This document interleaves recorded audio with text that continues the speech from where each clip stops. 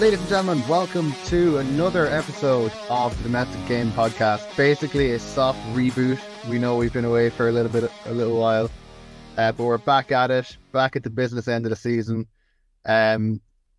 Guys, how are we? We've got Kelly Dwyer here today, we've got Coach Liam Ryan, and we've got Coach Paddy Sweeney here with us today. So how are we? Going well, yeah. Looking forward to the sharp end of the season. That's it. Yeah, same as Liam there. Yeah, Paddy, you're new to the podcast. So, I mean, Liam, we know Liam at this stage, but, you know, maybe if you don't know Paddy, you're not involved in American Football Ireland, that's it. But, you know, for those that maybe aren't involved, do introduce yourself and just give us a little bit of background. Yeah, sure. So I suppose I started playing American football back in 2018. I went to UCD to do my masters. Used to play GAA and was getting, so I was a little bit sick of the demands that they make me, and said, you know, it's time for something else here. So seeing the stand at the sports day and thought, oh, these lads maybe just get together and watch football on Sundays. But turns out they actually play, and I thought, yeah, that might be something I'd be good at. And went down and gave it a try, and you know, fair play to all the lads there. There's a good welcoming culture, like, and I was hooked from the first session. So that hasn't actually translated to many playing seasons with me with COVID and injuries, but finally back at it now. Kind of happy how things are going with ECD. So yeah, that's me. Are you back on the pitch now? Yeah. First game was back against the Minotaurs this year. So yeah, it was a long 12 months or so there. Yeah. Unlucky there, Joe. Unlucky that you were on the negative end of that. Well, I thought, you know, his first game back, I thought, you know, we'd give him a result, like, you know. Oh, surely had nothing to do with you guys being the better team at all. Had to get the dig in. We have a very, very busy couple of weeks now in the next, 15th of June as we're recording this. And this weekend coming up, we have some pretty big games. Obviously, Minotaurs are travelling to the Dublin Rebels, who are trying to keep their undefeated season going. Paddy, you're hosting the Knights?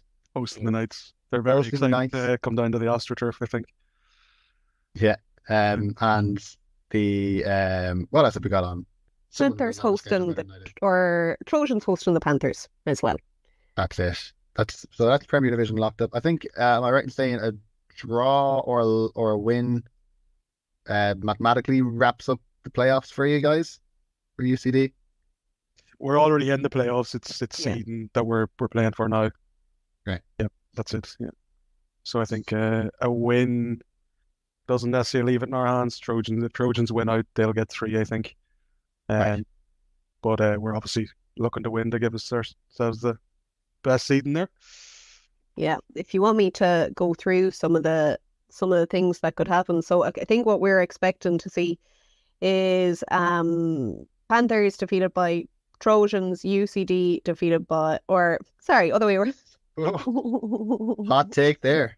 It's been a wee while. Okay, let me start again. Okay, so I think what we're probably expecting to see by week 17 is, oh my gosh, I've totally lost it. I'm like, it's been so long since we've done this. Right. I know. Joe, you go on. You take it. So this weekend we have probably a Minotaurs blowout against the Rebels. I'd say roughly 61-0, give or take a couple points. We've got the Trojans against the Panthers. I would say, I don't know about you guys, I'm probably going Trojans there. And then UCD versus the Knights, I'm taking UCD there. So that's probably what we're looking at come the end of June 18th. Would everybody be on board there, or does anybody have any objections? Speak now or forever hold your peace. Well, I think it's not decided, and kind of like but it is, I mean, what that would, I suppose, result in would be the Rebels and the Trojans seeing each other both at the end of the regular season and then in the playoffs, and then that would have UCD facing the Admirals. Is that right, Paddy? Yes. If Trojans beat Rebels in the regular season, though, I think they would leapfrog us. So it is still up to play for there. They can go 6-2 still. Oh. So And And I know we did the start of the season predictions, and I've an apology to issue to the Panthers. I think I threw them under the bus a little bit. I did not know that Finn Kearns is going to be playing QB for him, to be fair, so that changes the dial a little bit. But I actually think the Trojans Panthers game is going to be competitive. I think they have a, they've I think I saw Ray Burke on the score sheet a couple of times. I saw Kyle is back with them. There's a few of the kind of old guard that are back in, so I think they've done really well this year. They're not getting relegated. They're kind of holding their own and could potentially upset the Trojans. But yeah, I think that would be the one that I would see as the potential upset this week anyway. Yeah. What I actually found really interesting, because I listened back to that preseason episode before we did this one, and one thing that you did say was, Panthers, unless they have some secret players that are coming in, you know what I mean, to play that we don't know about. Yeah, which I just found really, really interesting. But I mean, Finn has obviously made a big name for himself. Not only is he came from the Vikings, but he was a Wolfhounds DB. He's now Wolfhounds wide receiver, and has made a name for himself as a wide receiver in kind of the international scene over the last few years. So for him coming in as a Panthers QB was kind of a very, very nice addition for the Panthers. Kind of has saved them a little bit. And then also Finn is the type of player that you will play for. So there we're seeing like the likes of Ray coming back, Ian, and Goldie. If I don't misspeak, maybe I do. But it's so he's really kind of been such a fantastic anchor for that team, and kind of has, I think, given them a momentum this year that they might not have otherwise had. So that is fantastic. But the Trojans as well are kind of in somewhat of a similar situation, where they have the return, of course, of Dom Lynn, who got injured I think just before the start of the regular season, which was a massive kind of a loss to them, because even though he's a new player, he's kind of being tipped as a very, very talented QB. So it will be, I think, a very, very interesting one, kind of like a battle of the QBs there, I think. Yeah. The running back for Trojans as well is a welcome addition for them, I'm sure. Tomlinson. Yeah. I got a chat. The clips of him. He's unbelievable, man. He's like Surrey leaves, and you're like, okay, not so bad. Yeah. It's like, here's this other freak athlete. Yeah, great. And he's massive as well. Like, so yeah, it's very impressive. Big time. Yeah. Our AFI insider sent in, like, he did 3-word games, where if you can describe all 3 fixtures, let's say in 3 words. So he had Finn versus Lynn. That was his 3-word game for that for that game. For your upcoming game, Paddy, he had like a final dress rehearsal. So that's what he had for it. He said it's the last opportunity for the real UCD to stand up and show what they're about before the postseason and put the naysayers to rest. So how do you feel about that one?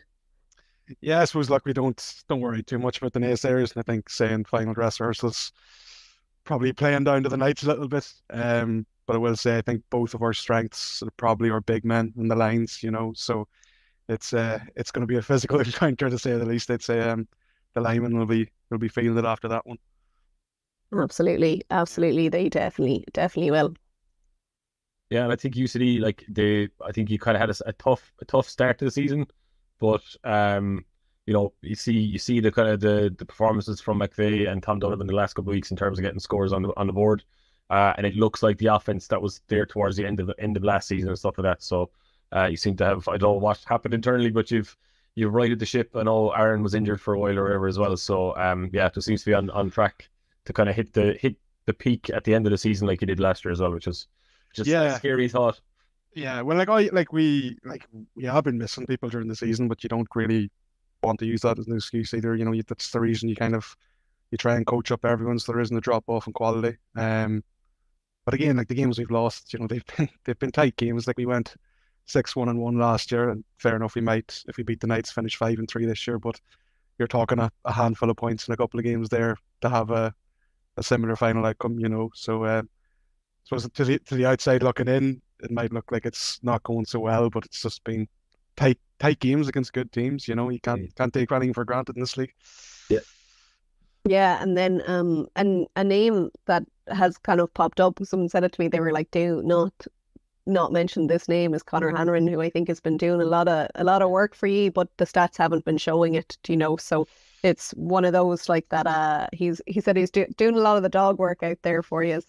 Yeah, Connor's great, or Hoglet as he's affectionately known. It's great for him to finally get a shout out to get the recognition he deserves. But yeah, like he's like the glue guy at UCD. I think he actually, if we don't include our Jets as passes, he's actually our leading receiver this year, possibly. Like so, he's kind of just always open, and he's so steady. Knows his playbook in and out of his routes. But like I say, aside from the football, for everything he does for us off the field, like he's a big part of the reason UCD are where they are today. Like he's done the running back coaching, for example. Like you seen Sean McVay there as a rookie last year. But yeah, he's just UCD owe a lot to him. Yeah.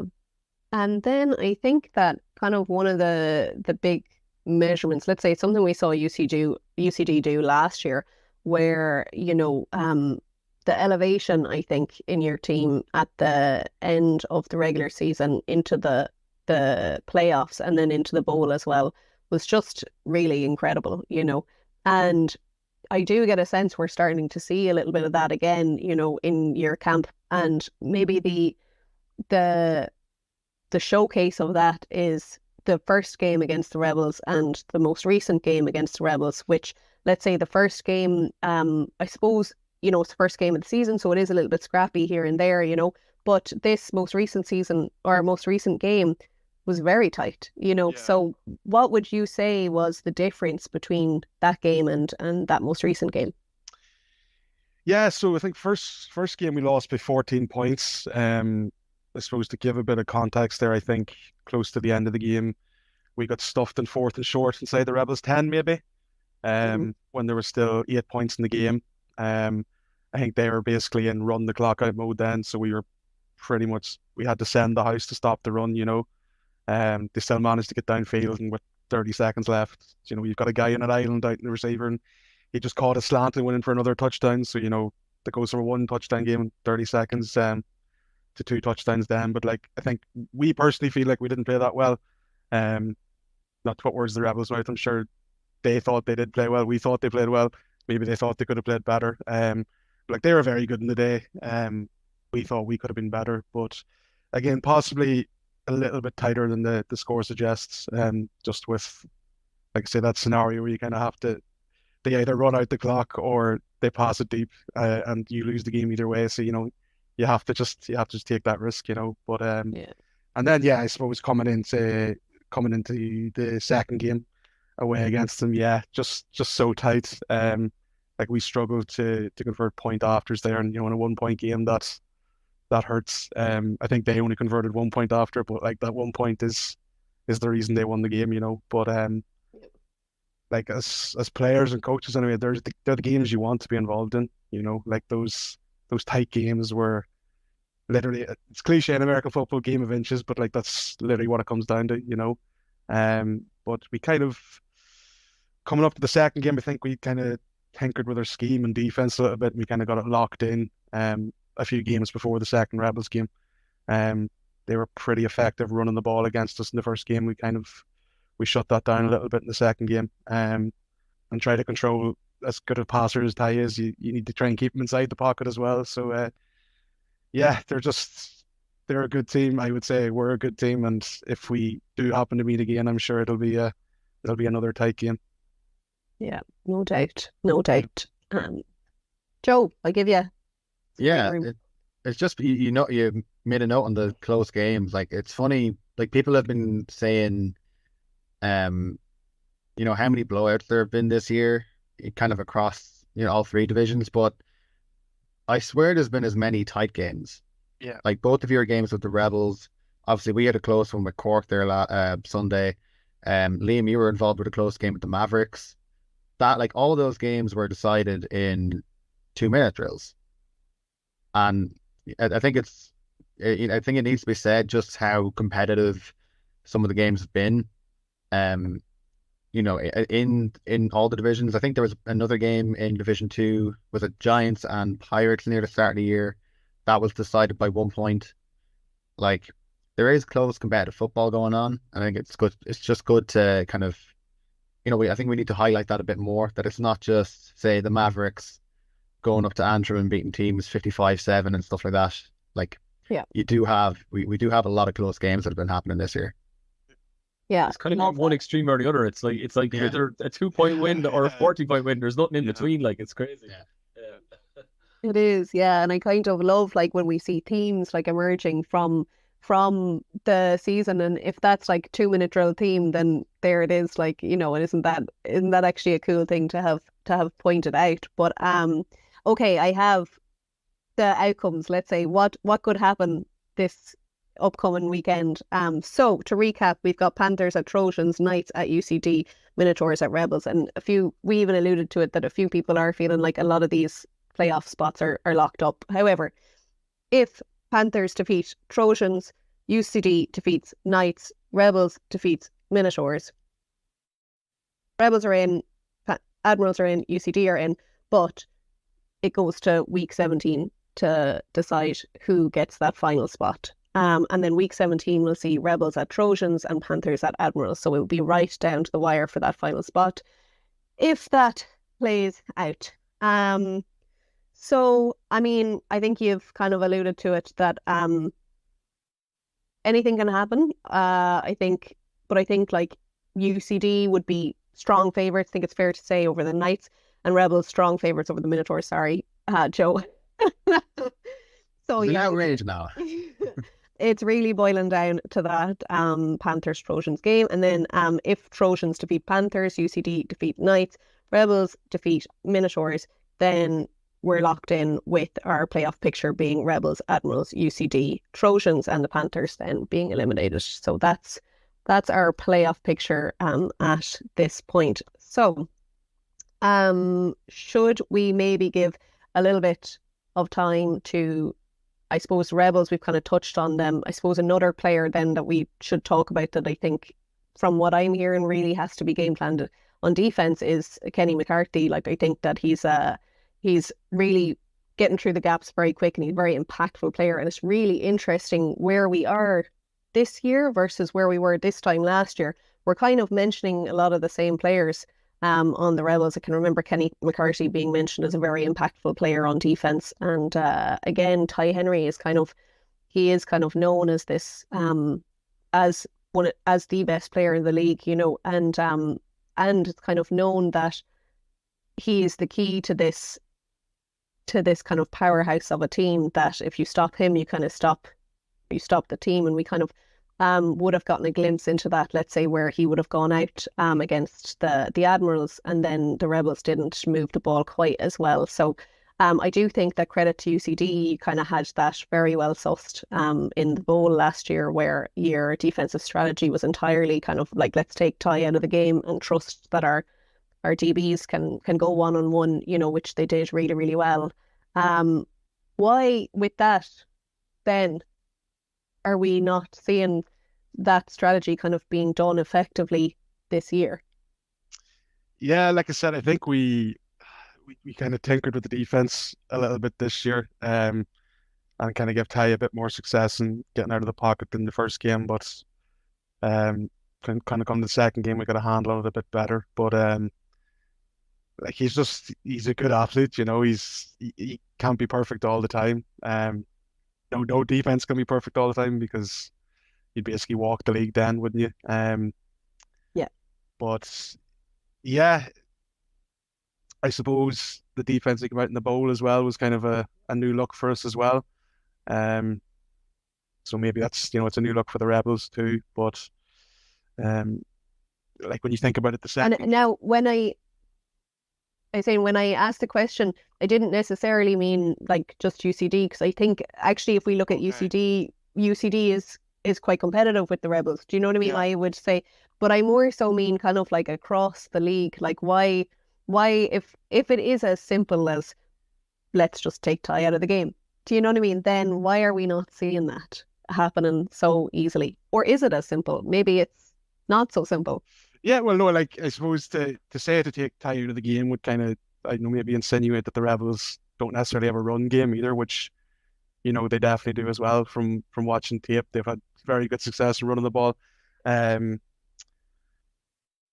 Why it's not successful, I can't really speak for other teams. I suppose I don't know their scheme. I don't know their game plan. I obviously know what UCD is doing, and I'll not be elaborating too much on that. I'll be keeping that one in the back pocket.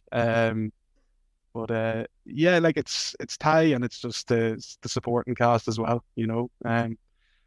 It's not like he's doing it all himself. There's obviously talent across the board at Rebels, and I would say there's talent across the board at UCD as well. And if we get a round 3 against the Rebels, it'll be interesting to see how it plays out. I think it definitely will be. And you know what is very interesting, because if you ask Ty or whatever, like, how are you getting on? How are you whatever? He's very quick to actually give a lot of credit to, I suppose, his other pieces out there, and like Greg Johnson, obviously very well known. Dan Johnson doing a fantastic job as well there, like, and I think you've nailed it as well. It's like, it's not like as if they don't have a run game. They've always had a very, very strong run game as well. So they're very good, I think, at getting you to respect that, and then hitting you hitting you deep. And another thing is like very good at kind of identifying weaknesses, like the Admirals were saying as well, that they were in a situation where they had to play some rookies as DBs, and it's almost like Ty can sense that, he can sense the rookies on the pitch, and that's it's just an interesting thing. But if UCD and the Rebels do meet each other again, I do think that would be another very, very interesting matchup, and somewhat like the script of last year, not to make any assumptions, but a very interesting script where we're seeing like a game that's not so close, a close game, and then if this does happen, the next meeting would be in the bowl. So I just think, how does that happen? You know what I mean? Yeah, well, there's a lot of football to be played for that scenario pans out. So we'll see how it goes, I suppose. Yeah, exactly. But it's a funny one, all right. Well, again, like what you were kind of mentioning with like, why don't we just game plan to take Ty out of the game? Like, it's all well and good game planning to take someone out of the game, but it's another thing actually implementing the game plan on the field. Like, if teams were able to say in the NFL, well, sure, if we keep Lamar out of the game, sure, Lamar won't make an impact, and sure, we'll beat the Ravens. But you see it every time he's on the field. He's still rushing for 80, 90 yards. He's still throwing for 250, 300. Like, doesn't matter what your plan is. If you don't use it properly on the field, it's not going to... I mean, like, how many games have they been kept outside of even 30 points? I think it's just the one game with yourself, the most recent game with yourselves. Yeah, I think every other game they've scored 40 plus points. Yeah, like I suppose in Kelly's point of why the game plan's not working, like their Rebels scored 24 in the bowl last year, they scored 25 the last game. It's not all that different. Really, sure. But but like, it's just going back to what you said, Joe. It's like, just you have to stop this, and then you have to stop that, and then you have to stop that, and that's just the challenge. That is what it is. If there's one dominant receiver, you can double him, take him out of the game, then you can kind of let everyone else do their job. But like for any team really, if you blow assignments, you miss gaps, you're generally going to be punished. Like, that's just football, and so you're striving for perfection with any team you play, really. Yeah, and I do appreciate that. It's very easy for me to sit on the sideline and say, "Why is that game plan not working?" Like, do you know what I mean? As in, I do. Just stop them. Just stop them. Yeah. And I exactly, like, is a very I'm kind of probably showing my absolute lack of insight there, which I completely acknowledged. You know what I mean? When I said I would ask it, but the name for this matchup that we have from our insider is the measuring stick. So Rebels, can they go 7-0, seal the number 1 seed in this game? But this is also all about the Minotaurs testing their mettle against the best, safe in the knowledge that they're going to be in the SBC in 2024. So Joe, how are you feeling, coming into this matchup, massive matchup, knowing that you're safe in the SBC 2024? Like, what are you striving to do? I think at this stage, like, we've nothing on this year to play for. Like, again, as you said, we're safe for next year. We're not making playoffs this year. We're kind of just rolling out. We're probably going to test a few things that we've not, thrown out there on tape so far. We're probably going to send a few funky looks. I think at the end of the day, we just want everyone to have fun with the game. Like again, there's no stakes, if you will. There's no pressure on us to try and go out and win a game. But I think that's kind of when you see us at our best anyway. Like, we've had a couple of games where we've gone, say, 2-3 scores down, and we've ended up. I know it sounds very, very kind of soccer, but we win the second half.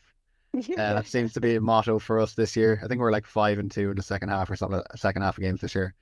But like, yeah, I think we're just going to go out and we're just going to try and throw some new things on tape, and if it works, great. It's something that we can maybe try and look at carrying forward into next year. But and if we win the game or keep it close, that's a win in the books for us. But a moral win. But yeah, I think we're just looking out, finish the season strong, with a good performance. And if it shows that on the scoreline, then we're pretty happy. Like Yeah. And I mean, the plans to stop Ty Henry. Yeah, just do that. Why don't you just do that? I can remember actually chatting with the Minotaurs, let's say in the preseason, and just saying, what are your goals? And they had said we have attainable goals. So some of the things that we are looking at doing is win some games, but score in every game. And you know what I mean? I think it's like that was very good planning. Like with those attainable goals, you can say you actually had a really, really good season. So, you scored in every game, and you scored quite a lot against the Trojans as well. Unfortunately, they scored also a lot against you. But like that, it's just kind of like for a first year in the SBC, I think you've done really, really, really well. Yeah, yeah. But like we're pretty happy with how the season's gone. Obviously, there's been some results where like, we could have maybe seen them gone other ways. Like again, the Admirals game most recently, we thought that was maybe not going into the game, but definitely after the game, we thought, geez, that was a winnable game with how close that came down. We thought we played a pretty good game considering how much we were expected by some teams to get blown out by UCD. I thought we played a pretty competitive game there. Obviously, you guys deserved to win. I don't think we could have tried to say that we definitely should have won that game, but we thought we put ourselves, or we thought we put a good version of ourselves out in the field that day. The Panthers game was the second game of the season. That was a close one. I think they scored a touchdown right near the end of the game, just before 2-minute warning. So again, one of those games where it's tight right down to the wire, and then they go up 2 scores with just over 2 minutes left. You're not going to make that back. So yeah, I think we've put a good we've made a good impression. I think despite the record, I think we still have a decent point difference. Like 5 losses on the year sounds bad, but I think the point difference is like -11 or -15 or somewhere around there. So we've kept things close mostly. Again, save for the Trojans game where we had 62 points put in us. And with me probably counting for half of those, in fairness. You mentioned then the Admirals, and I think we probably haven't touched on them, so we'll touch on them and then we'll move on to AFI 1. But I actually do think that they're a very intriguing team, and even though I know the score against the Rebels was quite a big score, like I think that actually defensively they did quite well. There was a few interceptions thrown on offense, and it's one of those things that it's unfortunate that there was a few of them, but it's also somewhat of an easy fix, you know what I mean? And it's an obvious fix, and it's something that I do think the Admirals are fully capable of fixing. They've fantastic weapons, and I mean it's kind of all the same names that we will hear and say, like, do you know what I mean? Like Ryan Price and Jack Cronin and Jan Dessini and all them, the rest, that it's just kind of like if they kind of get that offense to click, the offensive line to click, like that's a different game going against the Rebels. Like, so I think that would be a different game, let's say. So I think that's an interesting one for sure. Paddy, what are your takes then on the Admirals? Yeah, it's a very dangerous team, especially their past attack, like you say, some of the players you've named there. Good, well, starting most teams of the country, and obviously Stephen Hayes is very good at quarterback there as well. I think they'll probably say themselves, from when we've played them, there's not much of a run game, so they're practicing plenty of passing anyway, and they're very good at it. And obviously then when you look at defense, there's plenty of talent there, and of course Brendan Gallagher, there's their defensive coordinator. So they're on a tight ship in defense as well. Just a very good team and a very difficult team to beat. And I suppose if the season pans out the way I think it is, we're gonna be playing them on their home turf again. So that'll be a tight game, I'd imagine. Yeah. And are you planning that one already, or just purely focused on the Knights at this point? No, just focus on the Knights. Like I say, if we don't beat the Knights, you don't have to worry about Cork. So you can't get too far ahead of yourself. So no, it's just one game at a time. But like football's football. If you alignment, assignment, that kind of thing. If you get that all right, that works against any team. So Yeah.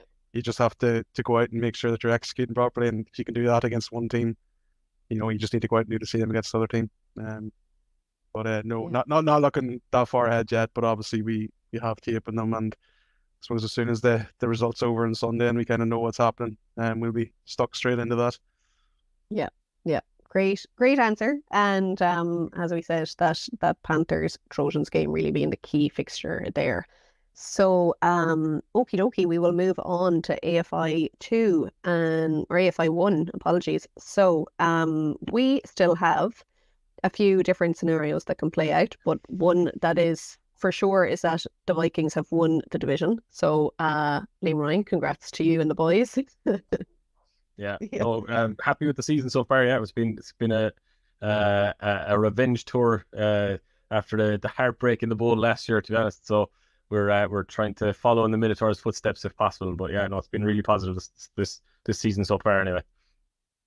Yeah, absolutely. So upcoming we actually have quite a few fixtures in this coming weekend. So we have the Razorbacks at Mavericks, the Rhinos at Vipers, the Vikings at Crusaders. And if I run through, so it's that fourth seed that's still up for grabs. So if I run through just the different scenarios. So if the Razorbacks defeat the Mavericks, then the Razorbacks will get the fourth seed. If the Mavericks defeat the Razorbacks and the Vipers defeat the Rhinos, Razorbacks actually get the fourth seed.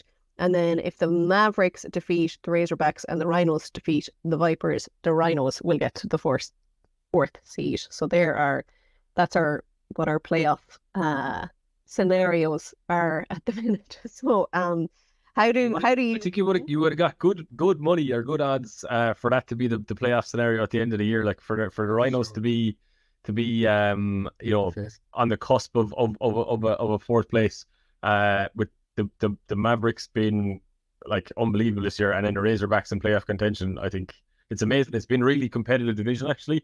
Like we've had I think we've played all the teams now this year, and it's been like tight games and some tough football. It's been excellent. But yeah, it's I'd love to see the Razorbacks get in, but I think the Mavericks probably have too much for them. And then the Vipers Rhinos game essentially is the, I think, if the results go their way, the Rhinos should be a winning in, but depending on the other game, it's Mavericks have small numbers, so I don't know if they can even rest people. So it's like, oh, will we rest our starters? I don't think they have people to put in as resters. So I think they'll just go full on, knowing the lads that are there. I can't see them taking the foot off the gas at all. Yeah. Well, I think it's the interesting thing with the Razorbacks. I would probably have the Rhinos as the favourites to make that fourth seed, as you've said as well. With the Razorbacks, you see they've played, I think, the Jets twice, so they've put up like they've had a little bit of a softer season. The Jets have kind of have a very difficult year, so I kind of do think that the Razorbacks did benefit in that way. But regardless, that happens. That happens no matter what way you do it. There's always going to be like easier fixtures, and they're very difficult to predict at the start of the year. But I've lost my point there. So Joe, the heartbreak of this season for me has been, like, across any division, I think, has been the Rhinos. Like, they've been involved in so many, again, I said it earlier in the episode, like so many tight games. Like Liam, both of your games with the Rhinos, I think, were one-score games. Yeah. They lost to Crusaders. the Crusaders. Yeah, both of those I think were one-score games. One score game. Mavs one score game in a last second field goal that was controversial, and we'll leave it at that, and we won't say anything else. I think I saw a thing with Dave Hotsford. He said that they lost 4 games by 11 points, I think, or something, 12 points maybe. Like that's a heartbreaker. Like, as you said, Paddy, like there's such fine margins in a season. You know, like just to have such tight games is tough. What I see with the Rhinos, I mean, their defense is absolutely elite. Like, as in it's you know, shower pull standard defense. Yeah. I think they're going to struggle with Ethan injured and stuff. I just don't know what the fix is on offense for them. You know, they have had enough time now to get something in place. But I think their challenge is going to be scoring, you know, decent number of points against the Mavs defense or our defense or the Crusaders. Is going to be a challenge, you know, in the playoffs for them. I think for the Mavericks, kind of some of the, I mean, it's a credit actually, first of all, to Alex Sims, who is the president there, who has really taken a club that was struggling and made the decision to go down division and then to come back up. And I just think such a healthy club now. Do you know, we see that kind of this year, and he's just doing fantastically. And then the other thing that I'm really enjoying is Nathan Harty. This I mean, in his rookie season is really just doing fantastic, and he was a flag QB for a long time before kind of breaking into this kidded scene. But what a break it has been! And then, you know, he has of course been assisted by like the likes of Brendan Sims, Eamon Ward, who are doing fantastically. Eamon, I think, had played for them before and has just come back. They have a few other players that have come back. Rory as well, who I think went on a 1-year loan to the Cowboys and is after coming back to the Mavericks, where, you know, they'd argue he belongs, and that just makes a massive difference. So for this matchup, I think it was a do your job. That was the kind of the three words to describe this. So, and the description then is the Rhinos will likely be score watching. Where are we? Razorbacks game. Yeah. So Yeah. if the Razorbacks beat the Mavs, then the Rhinos, it's out of their hands anyway. But I think, like, because they all kick off the same time, like there's very little you can actually do in terms of controlling anything. So we've had the same situation previous years. I think you just go out and win the game and let the rest of the stuff kind of fall as it does. You know, you can't really change your game plan based on scores in other games or what's happening outside of that, you know. Just on the Mavs as well, and Nathan, so we beat them by 1 score a couple of weekends ago, but they actually rested Nathan against us for most of the game. So you know, they're playing their cards very close to their chest. I think, you know, that they were kind of not giving away plays. They weren't giving away kind of their young QB or anything like that. So while it was a good win for us, I think the Mavs, you know, have a lot more in the tank that they're not showing. So I think they're kind of the team I would pick out of the 4, really, to be honest. Yeah. Riley, let me loop back around because I did a terrible job at that. But anyway, so the Rhinos fixture is do your job. Rhinos, they will likely actually be keeping an eye on that score, the Dundalk score, but actually they need to just do their own business, like you said. It's like get the job done. So nail that. The the Razorbacks one is winning in because they have a chance to actually make history, which would win their fixture and make the AFI 1 playoffs. I mean, at the start of the season, I think there was an awful lot said about whether they should be in this division or not, and now they're still at the business end of the season in playoff contention. So, I mean, there's an achievement. And then, this is one for you now, Liam. The Vikings. Your 3 words are the balancing act. So, can the Vikings stay perfect? It might be best served, though, to rest a few players for the game that won't impact a standing. So you do need to keep a playoff forward momentum going, though. So kind of maybe you can't answer too much, but what is your approach going into this upcoming game? So obviously we're a college team as well, so there is challenges. I know we're not quite as challenged as Trinity, but Paddy would probably agree in terms of guys go on, go on summer school or go back home or whatever. So training is a challenge to get everyone down to and get numbers for training regularly, where we would have during the week normally. So for us, the Crusaders game, while there's nothing at stake, it's a big opportunity for us to kind of sharpen up and use it as a kind of an intense session to get reps back with people, get combinations back together, and make sure that we're as prepared to be, to play the semi-final the following week. It's a very quick turnaround. We don't know who we're playing, so we kind of need to get our own house in order. So yeah, for us, there's no plan to wrap anyone up in cotton wool or anything like that. I think if guys have knocks, they won't play, but other than that, we're kind of going full strength and using it as a way to kind of keep the momentum and build the scheme and build the strength across the team. So I don't think you can kind of take the foot off the gas. That's when you get, in football, if you do that, that's when you get injured. You need to go full on and try and win every game, essentially. Yeah, absolutely. Joe, are you missing AFI 1? I mean, I like life in Premier Division, I'm not gonna lie. The division has been great to keep up with, though. Again, like, there's so many, like, I think of the 3 divisions, like Division 1 has been the one with the most storylines, I think. Like, obviously the Jets going from, Division 2 champions getting promoted, being not like a favourite to make the playoffs, but so a team that you thought would at least hold themselves pretty well, and going 0-8, conceding, was it 300 points by the end of the year? Like that was a massive drop off that I don't think too many saw coming. Obviously the Razorbacks doing, keeping themselves in contention for playoffs right to the last day. Obviously with Ethan Foster getting injured for the Rhinos, and how they've still managed to keep games close. Obviously then Mavericks and Vikings going on a tear. You've got the revenge angle for the Vikings. You've got the redemption angle for the Mavericks.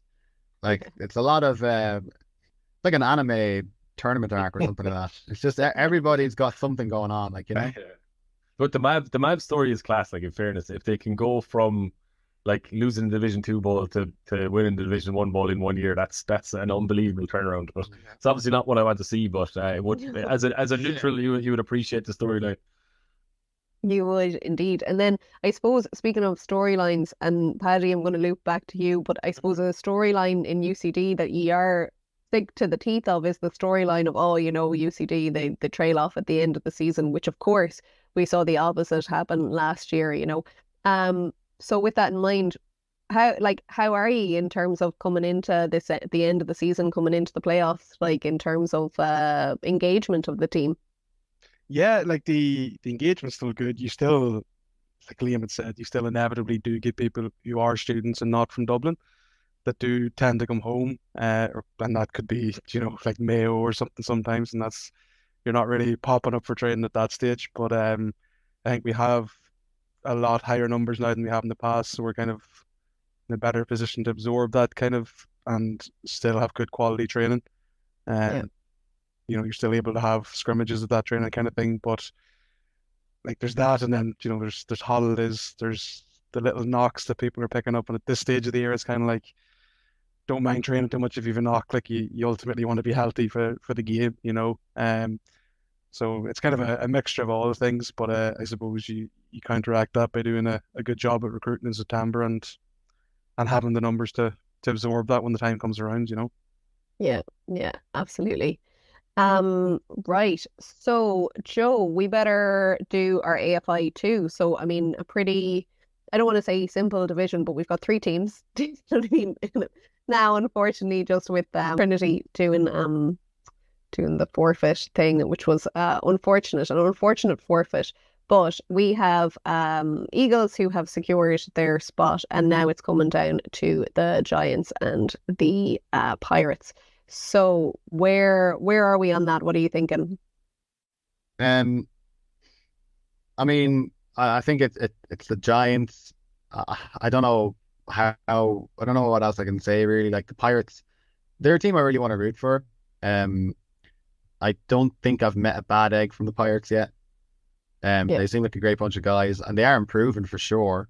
Like, if you compare how how they've been doing in games this year compared to, last year or even 2019. And like they seem to be getting there sort of on the field wise, but I just think the Giants are that step ahead of them. It's hard to talk about Division 2 because there's not been an awful lot of action to talk about. Obviously, with Trinity forfeiting and their season only being 6 games long to begin with. Yep. It's difficult to try and form like a proper, hugely informed opinion other than I think the Giants are going to beat the Pirates because the Giants have won games on the field. Yeah. But yeah, that's about it. I think it's difficult talking about it because like you hate to see Trinity even after moving down and trying to manage their expectations still can't find numbers at the end of the year. Yeah. I think at this stage, I don't have a board position in AFI. I can say things. I think like I would nearly start to consider as like the university club from Trinity, not like AFI version Trinity. This is like the American Football Club in Trinity University. Need to start thinking about, okay, well, do we form partnerships with clubs in Dublin rather than trying to field a team and only getting 3 games out of the year? Like, I think you can still coach people up in first year or in first semester and still get your intervarsity blitz in with UCD and Limerick. I think that is something that I think all 3 teams look forward to as a bit of semester 1 competition. But like when it comes to trying to play games in a March through July to August year, like I don't think they can commit to it anymore. And I think if you can provide a pathway for players to be like, okay, well, we're gonna coach up in these first 4 months, and then based on your evaluation, say after December exams or January exams, whenever it's done in Trinity, we'll suggest clubs for you to hit up, and we'll send tape if we can, and because I think that's just the most beneficial way at the moment for them to grow as a club and eventually come back to competing in AFI. But I just think for next year, I personally can't see it happening where they fulfill a schedule, unfortunately. Yeah, I know, and I feel like we're coming to the end of the episode and we're really after bringing it down. You know what I mean? Really brought it down a notch quite there. An elegant solution to it, though. That's a good way of like structuring it, that you can get the semester 1, get the intervarsities, and then essentially, depending on a person's level and ability, refer them to a Dublin team in Division 2, 1 or the Premier. And that's I think that would work quite well. Yeah, it's good. Yeah. Good shout. I think one of the things, and I'm actually even going to rope in UCD and the Vikings with this because it works really well with you, but something that Trinity is maybe missing with the formal setup is vets. You know what I mean? And that's kind of a big issue when you're trying to have an American football team that you're building year on year, is you do need kind of vets to really ground the team and break in the rookies and all of that. And like, I think that's one of the things with the Vikings that we are seeing, which was like the kind of reformation of a very young team and just a few vets there. And now we're seeing kind of rookies becoming vets. And it's the same with UCD. Like, I think that has really been, that kind of tired storyline now of, you trail off at the end of the season, where, you have some vets now that stay around and they really are kind of the leaders of the team. And with that in mind, I have to give a shout out to Eddie Goggins Senior, who is just, speaking of vets. Speaking of vets, absolutely killing it. Like, Yeah, comes in one game, throws 5 touchdowns, refuses to elaborate. Like, yeah, yeah, he is a living legend. Yeah, also a stunt pilot. I don't know if that's common knowledge, but he's a stunt pilot as well, just to add to the myth. Just cause. Yeah, basically, yeah. Just because he wasn't cool enough. Yeah, exactly. Although he used to wait another 5 years for the Hall of Fame. Is that the? Yeah. Yeah, he'll have to hang them up at some stage if he wants into that, won't he?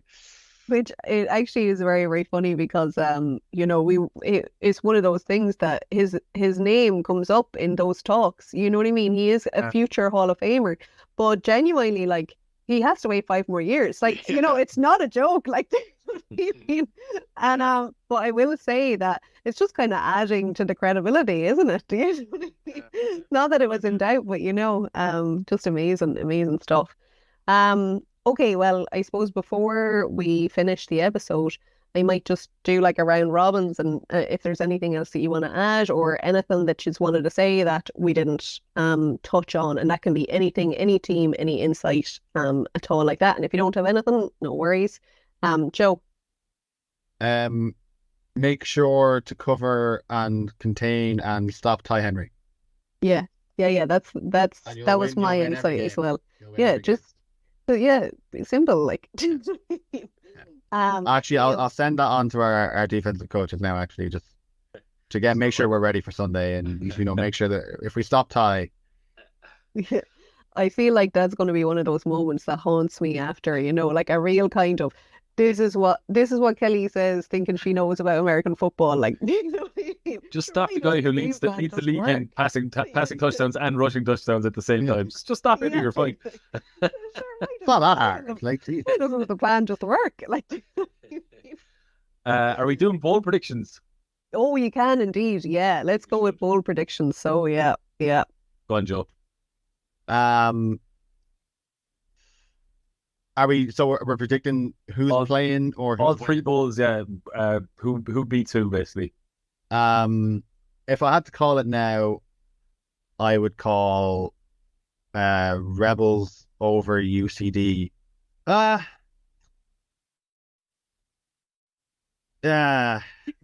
I think Rebels over UCD. But it's another like 2-minute drill where it's like a killer. Like it's not going to be some blowout like they've had pretty much all year. It's hard because like you guys have, or UCD have like an unbelievable way of coming up with games in like clutch situations, like especially from last year.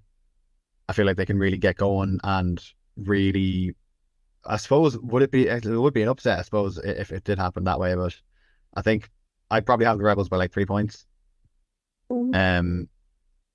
Division 1, I mean, if it's anything other than Vikings Mavericks, I'll be completely shocked. And I'd like to see the Vikings go over, as much as I love how Nathan Harty's been doing this year. And again, like their whole kind of redemption arc, I think I'd love to see how this new Vikings team plays in Premier Division. I think you'd be competitive. I don't think you're the type of team that'll come up and go straight down. Like you'll be back up and you'll be staying up, like, and then Division 2, I mean, again, it's kind of, you can nearly call it at this stage, and it'd be an absolute upset if it happened any other way, but I think it has to be the Eagles until I'm shown otherwise, really. Yeah. I'd go the opposite order. So yeah, Eagles over Giants. I actually think, like, for us, the Rhinos in the semi-final is a massive like banana skin. I think I would predict that they get to the number 4 spot. I don't know. It's tough, and then the Mavs game afterwards is tough as well. So I would say possibly Vikings over Mavs, but like 2 very close games. And we'd have to do well. Shamrock Bowl. Paddy, are you going to go on the same run as you did last year? If you do, it'd be amazing. But I at the start of the season, I said Rebels had a kind of a higher ceiling. I know from broadcasting the bowl last year, I think you did amazing, but I just thought the Rebels were like a little bit naive. I think you did kind of stop them well, but I think they've learned from that and have adjusted slightly. I'm going to go Rebels, Admirals, Shamrock Bowl. Oh, sorry, Paddy. It's okay. And Rebels win it reasonably, not reasonably comfortably, but win it by a score or 2, I think. I'm after offending Paddy terribly now. Sorry. I was going to say, sorry, I had them lose in the final. Like, just like, Jesus, Liam, it's first time on the podcast and everything. They never get back, like. The bulletin board is stocked up anyway, so that's fine. Sure, I'll go with the same order as Liam then. Like it looks like the Eagles are probably gonna win handily enough in Division 2 there. I'd love to get to go and watch them because I believe their offense is very fun to watch. Remember coaching or refereeing a game down there before, and I think that kind of style of offense is back, so it'd be great to be able to watch a game. Yeah. AFI 1, can't really say much, but judging by how the season has went, it looks like it's going to be a one-score game between UL and Mavericks there. What way that goes, I won't even bother trying to speculate on it because it's basically a coin flip, I'd say. And then when it comes to Shamrock Bowl, I don't think I would say much towards self-belief if we didn't have UCD winning it. Who that's against, I would imagine it would be Rebels, but yeah, I'm obviously gonna back ourselves 10 times out of 10 there. No disrespect to anybody else. Yeah. I would love if it's half the game the ball was last year, we'll all enjoy it. So hopefully that's the lineup again. I would love as well the mirror image of 2022 UCD lose a tight game to the Rebels inside the 2-minute warning, beat Cork in the semi-final, and then beat the Rebels in the final. And then 2023 lose a tight game to the Rebels inside the 2-minute warning, beat Cork probably maybe in the semi-final, and then beat the Rebels ? Well, I won't say no to 3 in a row, yeah, if that was possible. But like I say, it's one game at a time here before we worry about Sunday before we worry about next year. But very true. Yeah. And I actually think the Premier playoff is actually Premier and AFI 1 are very difficult to predict. Like I do think that the Rebels are on a roll, but I always think the Admirals, like to use your phrase, they are like the banana skin. Like they really are. They always have been. Do you know what I mean? So I kind of never like to really write off the Admirals having already made that mistake. Do you know what I mean? When we kind of started this, but so if I give my predictions, then like yeah, I do kind of think that Division 2 will be fairly relatively straightforward. That I can see the Giants going in over the Pirates. I think that the Pirates have done what they set out to do this year. This is a rebuild year for them, like, you know, and they are kind of where they need to be. I think that the Giants will have the edge over them when they meet. I think their new coaching staff and everything's doing a fantastic job. And then I would imagine that the Eagles will win out over the Giants, which would be great to see, to be honest, because it's lovely to see again the Eagles kind of back to winning ways. AFI 1 then, and I know it's a little bit off topic, but a team we didn't mention actually that I meant to mention was Crusaders, because I just think that, you know, even though they're maybe not a focus for this episode, I do kind of think that they just have a fantastic maturity about them, and they really like the brand of the Crusaders has really come very, very strong. Like, you know, I think that if anything, you know, Jordan is kind of, he's like the Ty Henry of AFI 2. Do you know what I mean? Where not to discredit any of the other players, but I do just think that a lot of kind of effective team strategies have been basically to stop him. And that's where like the Rhinos have given them a good game, let's say, and a few other teams as well. Like they've just been really great. So I did actually want to mention them as kind apparently he only used circus throws. Mm-hmm. That comment didn't age very well. So it didn't. You know, and they that semi-final, the Mavs Crusaders semi-final, because that's going to be an absolute cracker. Like, in fairness, it's going to be game. I think they only, was there a score in it? There was very little in it between the when they played last time. That's going to be a good game. Yeah. And I mean, like they've said themselves, because I asked them to rate themselves, they said, you know, they're sore as anyone would be at this point, but definitely on form, definitely like raring to go for this. I think that will be very much a line play type of game, and the Mavs would say that as well, that the games that they've had the most difficulty in have been the teams that have brought them a good line play. Like, so anyway, where do I see that one going? I mean, for me, I find it very tough not to. I think the Vikings are the favourites in that division. You know, undefeated, it kind of feels a bit immature not to, let's say, okay, I feel like the Vikings could do it. I do think that you'll have a tough road to get there. I won't be surprised if there is upsets, but I mean, as a former Viking, maybe even still a Viking, I'm always gonna kind of gonna back you. Then in terms of Premier, this one is a very interesting one, because even at this point, if we're looking at the picture, we're saying, okay, it's going to be the Trojans. It's probably a different Trojan team with, they didn't have the best start with starting kind of with their QB3, but now that they have their quarterback back, like, that brings a new life to that team. But it's, even though I do think that the Admirals, it's not beyond reach for the Admirals, especially because the things that they need to improve on are kind of clear, simple things. I would at this stage see it being a UCD Rebels bowl. I really want to say UCD because I feel the momentum and I can feel that gap closing, and I do think that, Paddy, you're playing your cards very close to your chest. Like, I think you know a lot more than you're letting on. There's a butt coming though, Paddy. There is a That's a my butt life coming. Yeah. I'll wait for you to finish your sentence.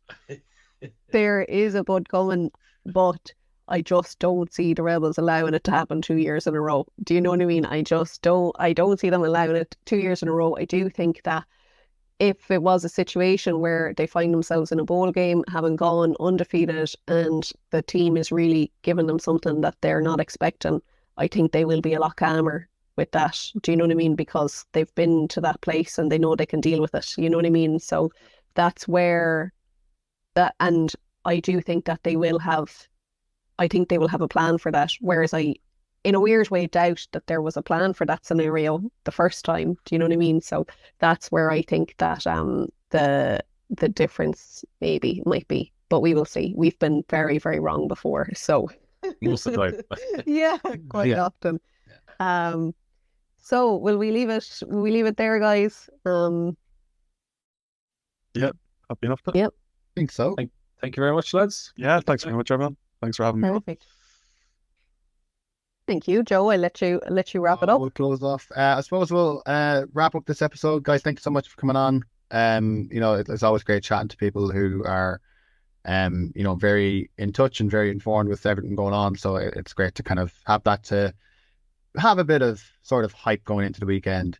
I suppose we'll tease maybe a flag episode coming up, with the flag season starting soon and the European Championships coming up. Kelly, maybe. We will. Maybe indeed. a kit unit, maybe a uniform tier list episode at some stage. I've Like been that. teasing since January, and And she I won't let me also- record it. But I like that you said it's nice to chat with people who are, informed and whatever. And even just on that, I think it's very obvious that, like, we haven't been around as much as we would have usually been, but that is because we have been pretty focused on a few other things that we have going on at the minute. So that's why we have Paddy, that's why we have Liam, and Joe, I'm not taking away from your insight, like, you're an active player in Premier, so I'm definitely talking more so about myself. We need to start refereeing more games. Oh God, I'm done with the reffing. With the ghost of Kelly, Ref Kelly, hanging around us, we'll sign off, I think. Guys, thank you so much for listening, tuning in, liking and following and subscribing and sharing and all that good stuff. Helps us out. Thanks so much, guys. We'll see you soon.